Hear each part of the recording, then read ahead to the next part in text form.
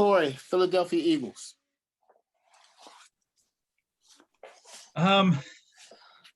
So you go with the head coach. I will say I really like Nick Sirianni. I liked him in Indianapolis as the offensive coordinator. The players also really liked him in Indy, which is pretty important. I know Frank Reich said in interviews that when he got the chance to be a head coach, that his first call was to Nick Sirianni to bring him onto his staff. So I feel like that bodes pretty well for him. Okay. But at the same time, he's a first-time head coach. He's never called plays before, and he's going to be, at least sounds like he's going to be taking over play calling duties for the Eagles. And he's in a. So Corey, who called the plays last year? Right, Frank Reich's called plays okay. since he took over. I got you. Okay, go ahead. Yeah. Okay. And while that's not necessarily a big deal, like Reich didn't call plays as OC in Philly, but he also had been the play caller's OC with the Chargers before that, so he had experience. Yeah. Sirianni has not. And the situation in Philly is mildly chaotic. You've got the front office is kind of a mess. You had a situation where the previous head coach was happy to get fired, which is pretty insane when there's only 32 head coaching jobs in the NFL. And if you're willingly going to walk away from one, things have to be bad. And you have a fan base that is not known for being particularly patient or forgiving. So best of luck to Nick Sirianni. It could be a rough one. The headline for the offense on this team is arguably more so the departures of Peterson and Wentz than it is the personnel on the roster. You've got Sirianni stepping in. Jalen Hurts is. I don't know why they won't just say they're giving him the reins. They're still at this point in camp being coy on naming him the starting quarterback when, if he's not your starter, you're winning one or two games. Like, it makes no sense as to why they're playing this game.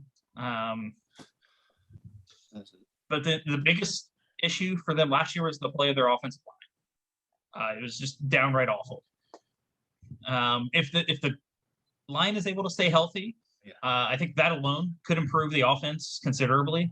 I mean, and they've spent a decent amount of draft capital in the wide receiver position. Back-to-back first-round picks with Rager and Smith. Arcega-Whiteside was a second-round pick. So it's time for them to step up.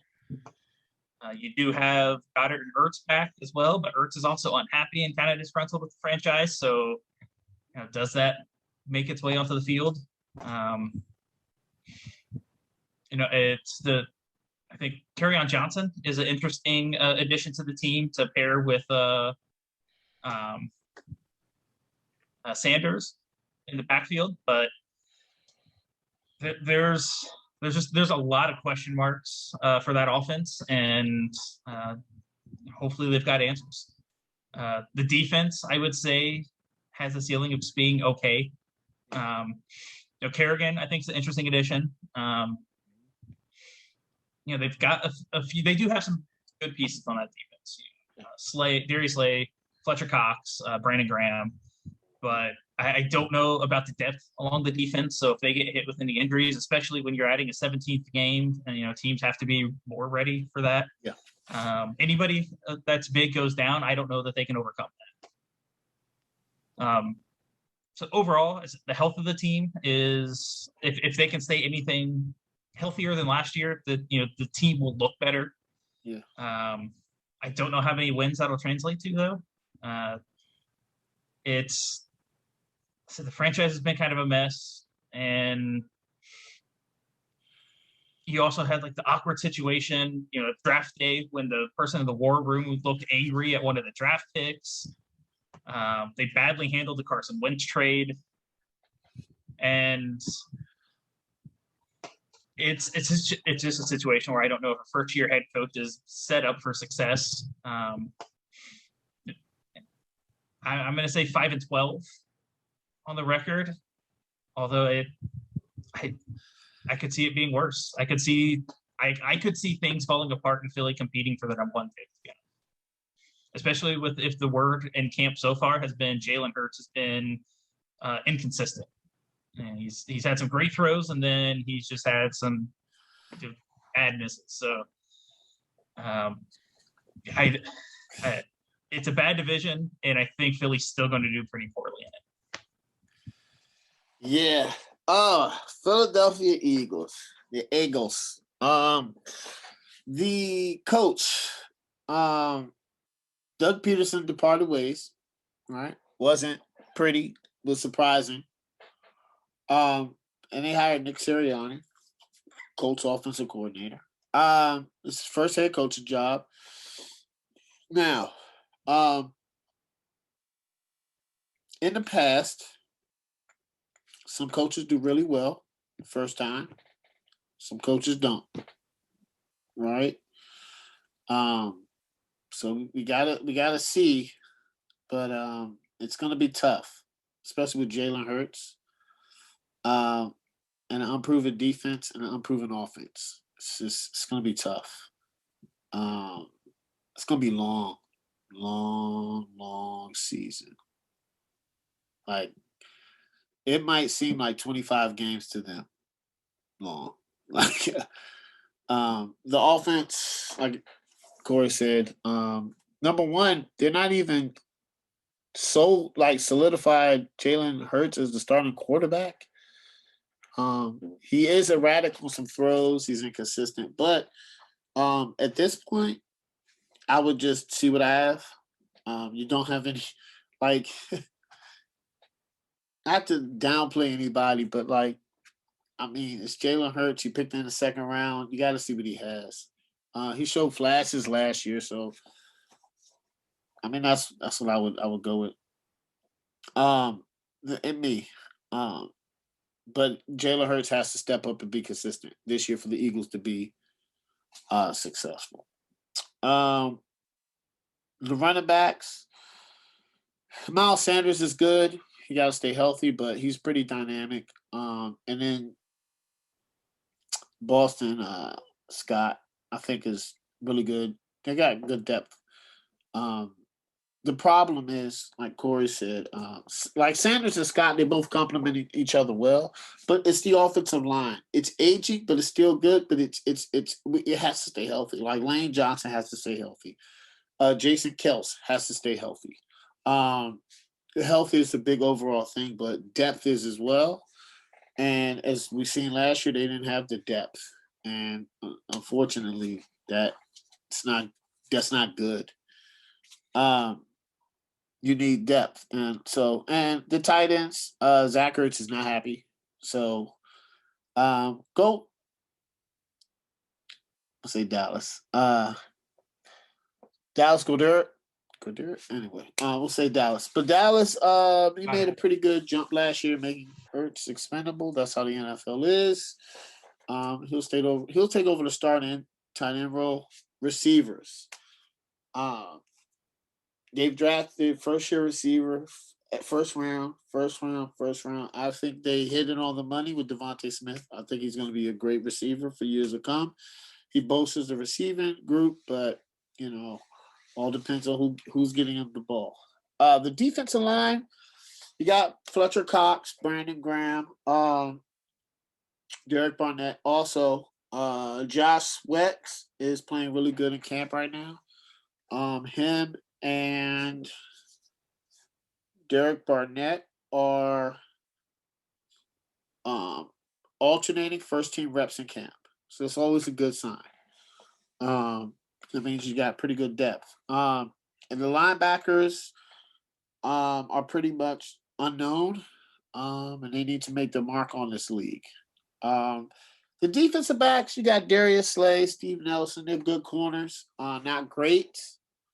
But if the linebackers, from what I'm understanding, right, the linebackers aren't good, and your D line isn't, which their D line is good, so their corners might hold up. The problem is they're going to be on the field a lot. The defense is going to be on the field a whole ton. And the safeties, Anthony Harris, that came over from the Vikings a couple years ago, maybe 2 years ago. Rodney McLeod, Hopefully, they can protect the back end of the defense. So the Eagles' defense isn't looking. They're looking okay. My overall prediction: the Eagles have a new head coach and a young quarterback.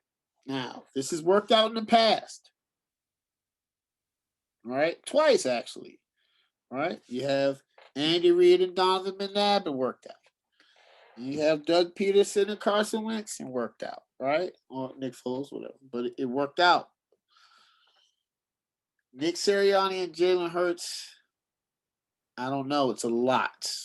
I don't think they can make it work. Not right now. Defense isn't going to be good. Defensive line is good, but it's not going to be good, man. The offense needs a lot of work. It's going to be a tough task. 4-13. This, Craig, Philadelphia Eagles. Oh man, the head coach, man, you know what? He's in trouble. He's in trouble because this Eagles team is just not a good it's not a good team to take over. He gets coaching experience. He comes in as a former OC for Indianapolis, so he has that under his belt. They were a top 10 offense in 2018. They weren't so good in 2019 because that's when Andrew Luck had retired. And then they came back last year with Phillip Rivers, and they were like another, I believe they were a top 15, top 10, another really good offense, solid offense. So he has that under his belt, but it's not, I don't think it's going to be enough in his first year. Anyway, everything that happened with Doug Peterson, I didn't think Doug Peterson deserved to be fired from the team. So it is what it is. I mean, they put themselves in this position.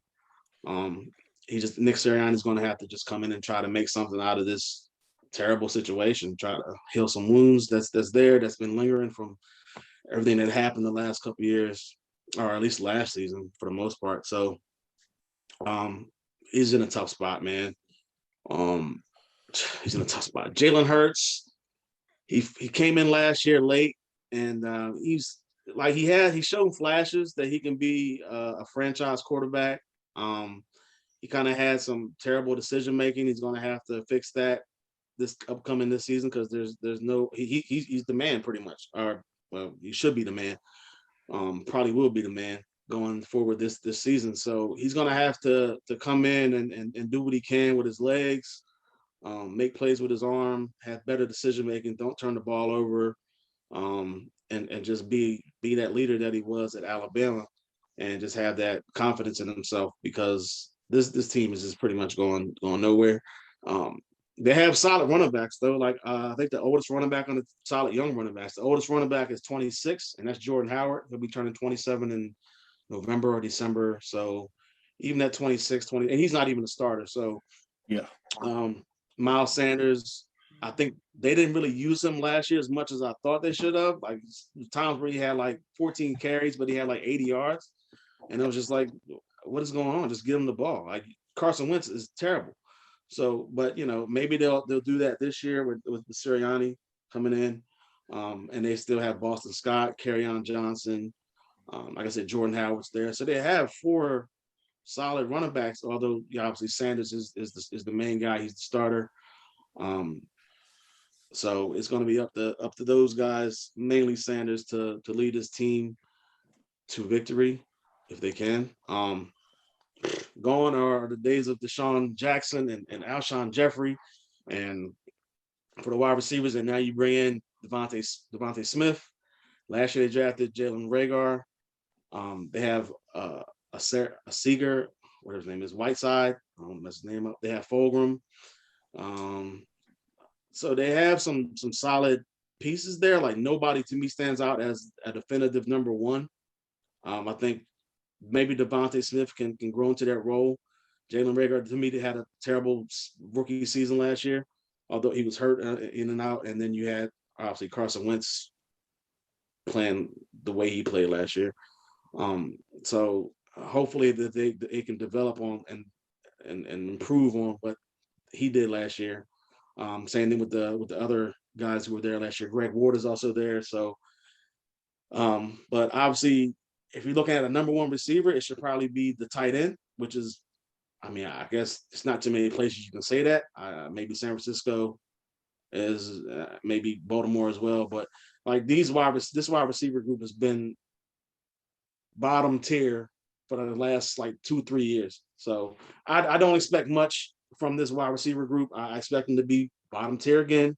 Dallas Goedert and Zach Ertz, they're gonna have to step up and produce. Like I don't even know who the number one tight end there is. I think I seen him listed. Zach Ertz was listed as on one depth chart and one website, and then they had Dallas Goedert on another.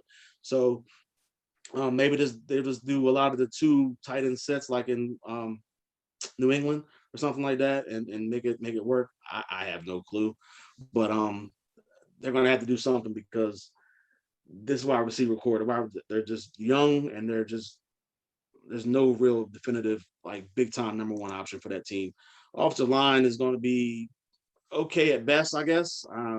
Jason Kelsey is probably like the only big name that they have on that line. He's been one of the better centers in the league over the last couple of years.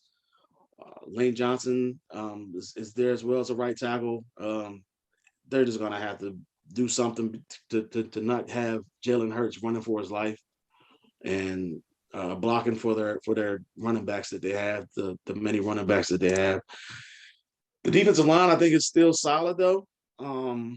Obviously, Fletcher Cox is still there. Brandon Graham is still there.